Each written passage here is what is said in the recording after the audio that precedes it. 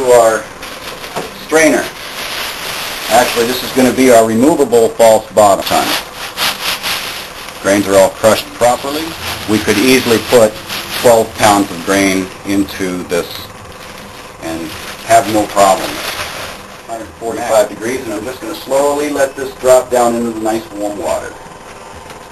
Now we just started the mash, 145 degrees. We're just bringing it up from that. We're going to slowly raise the temperature up to where we eventually, over about an hour period of time, we're going to raise it up to about 168 degrees.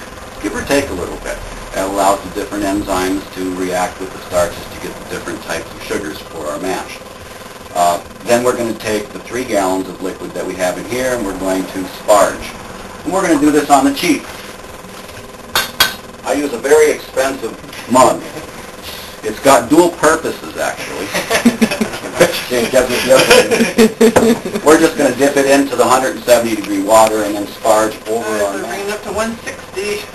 We're at 157 or 8. I don't think it's going to take real long. Sure smells good, though. We're at 168 degrees in our mash tun. We're at 170 degrees in our sparging water.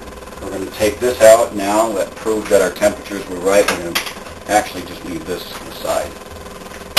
It could break. While we remove all of this slowly, we're going to be sparging. And I usually start right about here. And I'm just going to tuck that back like so. This is where we can... And believe it or not, this method works very well. Down here. You want me to do something? No, I think I got it. The idea with this is that one person should be able to do this 100%. That's kind of the idea. Good. If 2 people had to do it, like that capping process when you're doing bottles, then you just want to prepare differently. Right. But the idea behind this is that one person should be able to do the whole thing from start to finish. And slowly bring this around 15 minutes or so of the boil, and then it will just sit here and boil and won't have to worry about it. Until we add the hops, which is going to be 60 minutes before the end of the boil. This boil will probably go on for a good hour and a half. So for that first 15 to 30 minutes, we're just going to let it boil. Then we're going to add our hops. We're going to throw that in, and 60 minutes of that. Toward the end, the last 5 minutes, we'll add a little bit more hops, but not a lot, because this is by. We're not terribly concerned about all that hoppiness. We're really looking for all that good stuff that the yeast is going to produce. All right, it's 3 o'clock in the afternoon. We're going to add 1 ounce of nugget. We've got our initial boil started well enough where we have no more foaming action going on. We got our hot break done. We're going to add these guys 1 ounce. This is our bittering hops. And from this point to the end is going to be 1 hour.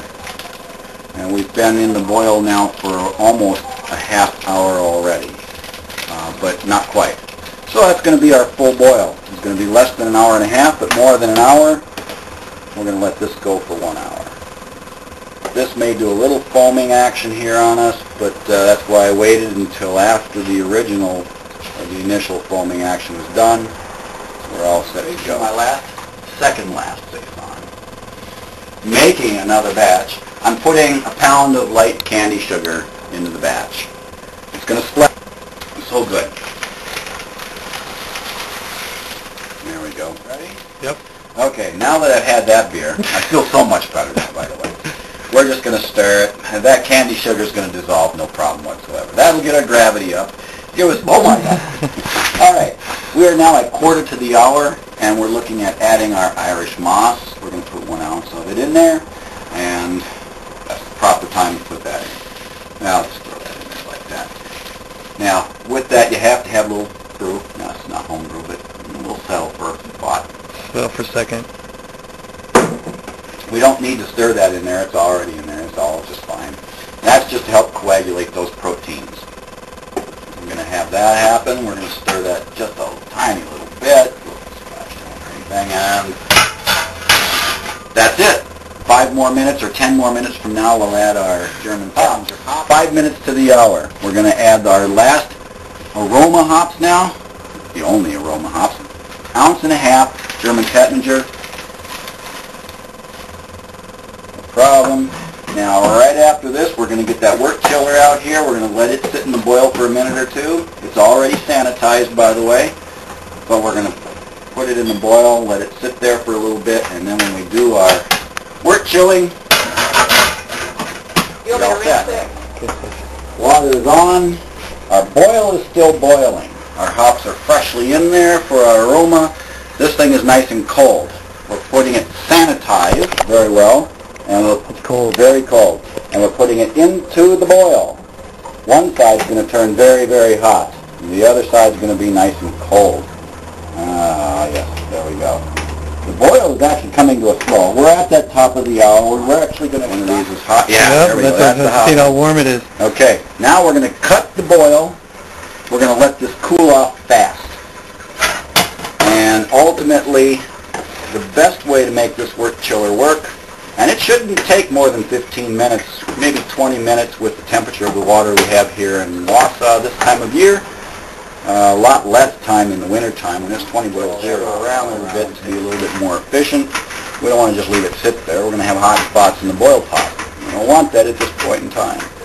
Just want to keep that stuff moving around. Don't splash. We're at 80 degrees right now.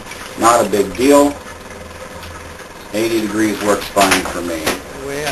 Sorry. Oh, there you go. See? Now we have the date that we're doing this. This will fill up and it'll eventually clog up, and we're just going to, as our hops tend to thicken through here, I'm going to pull them out. We're now at temperature. We've pulled it out of here at 80 degrees, slightly less. We're now less than 80 degrees inside here. They've been sitting since we started the boil. As soon as I open this up, it's going to bubble somewhat. We're going to see that. You can zoom in. I don't know if you can or not, but I'm going to take this off. We're ready to do all of our wort stuff here.